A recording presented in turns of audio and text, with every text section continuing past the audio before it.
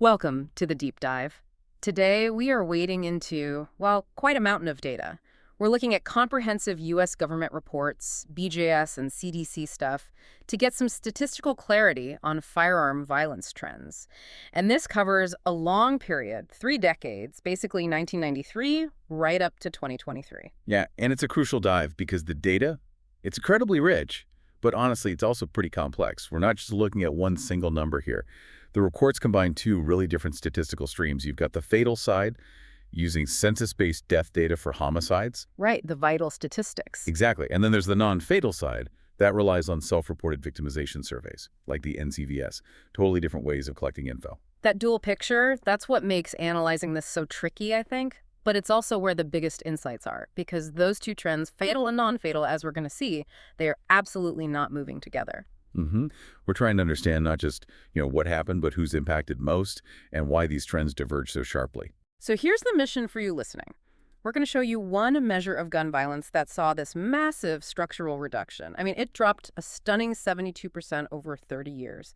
And right alongside that, we'll look at the cold, hard data confirming which specific age group right now faces the absolute highest risk of being shot in the United States.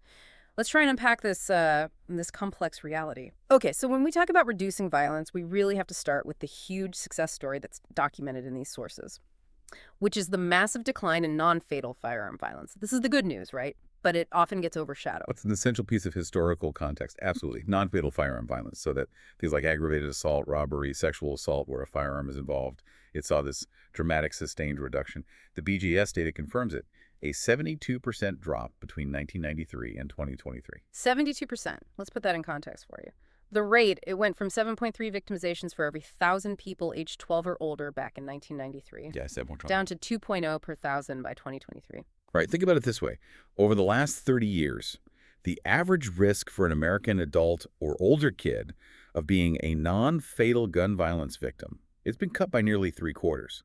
That is a huge long-term shift towards, well, a safer environment, even with some recent ups and downs. So the overall structure of risk for that kind of violence has changed. It has. The absolute low point was actually 2015 at 1.1 per 1,000. So, okay, 2.0 per 1,000 in 2023 is up from that low, but it's still structurally way less common than it was 30 years ago. That's a huge structural reduction. So how do the experts in these reports sort of square that positive trend, that macro trend, with the very specific and frankly alarming spikes we've seen recently in fatal violence? And that's where the contradiction really comes into play. When we look at the firearm homicide rate, the fatal violence, the trend is, well, much less encouraging lately. The fatal rate, which is measured per 100,000 people, it also dropped initially. It went from 8.4 in 1993 down to 4.0 in 2014. So it kind of mirrored the non-fatal decline for a while. Okay, so they were tracking together for a bit, but then right around the mid-2010s, that fatal trend line just went into sharp reverse. Exactly. The fatal rate rose sharply again. It peaked at 7.3 per 100,000 in 2021.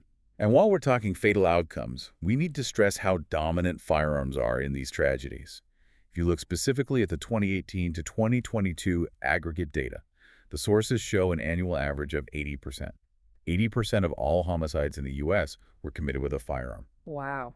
So decades-long success in reducing the chance of surviving a gun assault.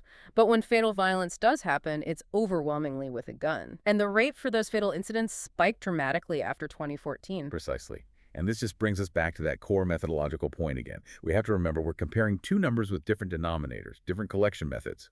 Non-fatal violence relies on the NCVS self-report survey, that's per 1,000.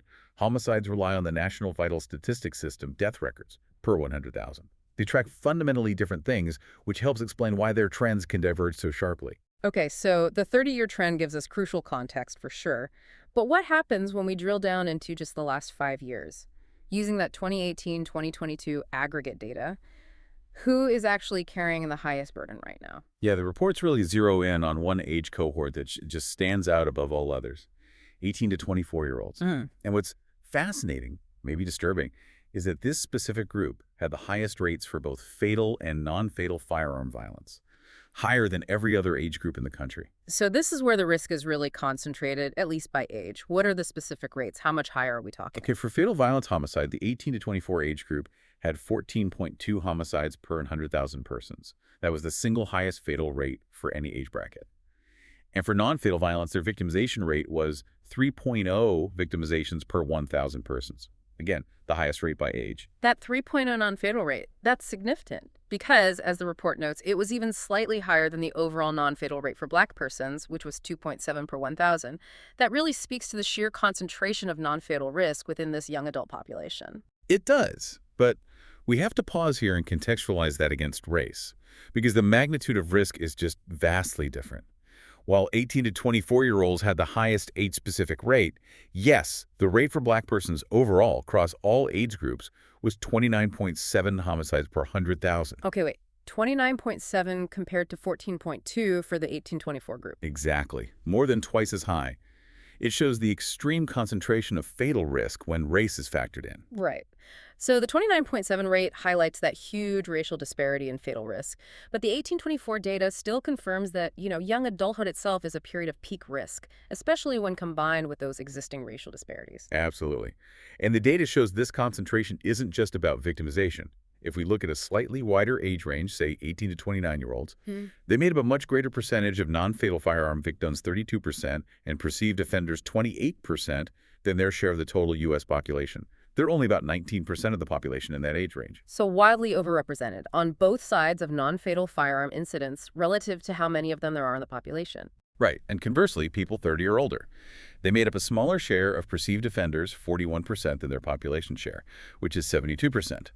It strongly suggests that firearm violence, particularly the non-fatal kind, is heavily concentrated among the youngest adults in our society. Let's look at the other demographic disparities during this 2018-2022 period, just to make sure we fully grasp the risk gaps. What stands out most when we look at sex and race comparisons? Oh, the gaps are substantial. Yeah. Stark, really. Yeah. Comparing by sex, males had profoundly higher rates, both categories. For fatal, it was 10.6 homicides per 100,000 for males. For non-fatal, 2.0 victimizations per 1,000. Compare that to females. 1.9 homicides per 100,000 and 1.2 non-fatal victimizations per 1,000. Big difference. Huge difference. And as we touched on earlier, the data overwhelmingly points to Black persons facing the most severe risk overall. Yes. We mentioned the fatal rate earlier. 29.7 homicides per 100,000 for Black persons. That was the highest. And their non-fatal victimization rate was also highest, at 2.7 per 1,000. These aren't small differences. These rates represent a massive magnitude gap. It just shows the burden of firearm violence is absolutely not distributed equally across the U.S. population. Okay, let's shift gears slightly to the mechanism, the weapon itself. What type of firearm is dominating these statistics? Well, there's one clear answer there. The handgun. It's the dominant factor in both fatal and non-fatal violence. Handguns were involved in 90% of non-fatal firearm incidents, and also 90% of fatal homicides where the firearm type was actually known during that 2018-2022 period. It is, the defining weapon of choice in interpersonal violence, according to this data. 90%. Okay, now here's where it gets really interesting, I think, especially for how we understand crime dynamics. What does the data tell us about the relationship between the victim and the offender in non-fatal incidents? Because we often assume, don't we, that violence is usually committed by someone known to the victim. We do, and that assumption actually holds true for non-firearm violence. In those cases, yeah, known persons, family, partners, acquaintances commit about 58% of the incidents. But firearm violence flips that statistic sharply. In non-fatal firearm incidents, strangers committed a greater percentage of the violence, 61%, compared to known offenders, which was only 39%.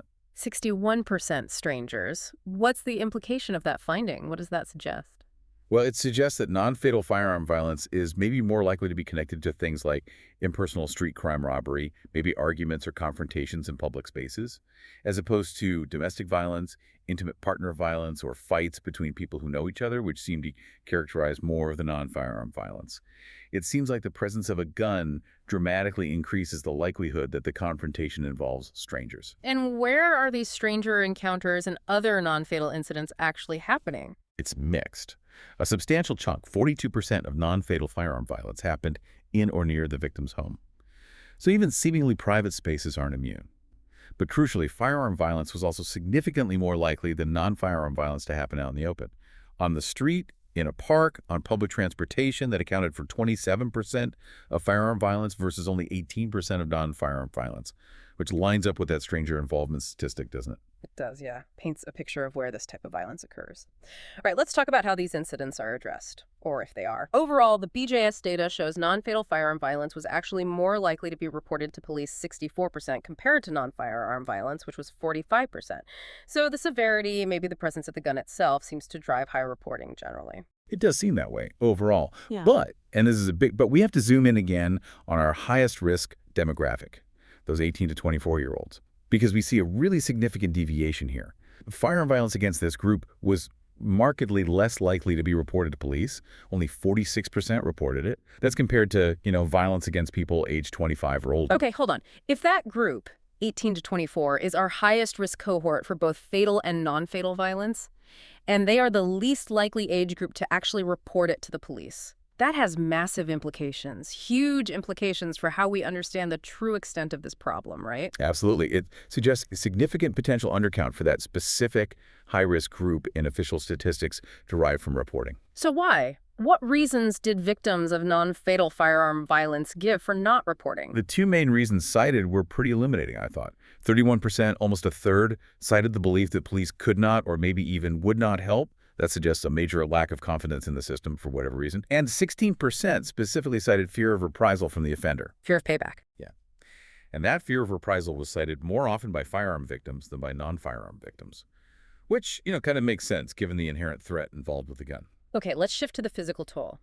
When non-fatal firearm violence does occur, what does the injury data actually look like? Well, about 19% of non-fatal firearm victimizations resulted in some kind of physical injury. But interestingly, while the injury rate itself is substantial, actual gunshot wounds accounted for a pretty small subset of those injuries.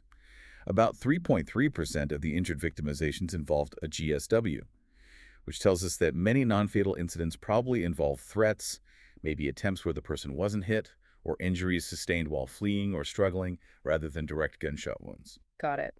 But regardless of the specific injury type, if someone was injured in a non-fatal firearm incident, they were much more likely to get medical treatment, 59% did, compared to victims of non-firearm violence, where only 46% got treatment. So that implies a perception, at least, of higher severity. Yeah, or maybe just a clearer need for medical attention. And that's kind of confirmed by the CDC data on emergency department visits. Firearm injury-related ED visits, they increased significantly from 2018. They peaked in 2020.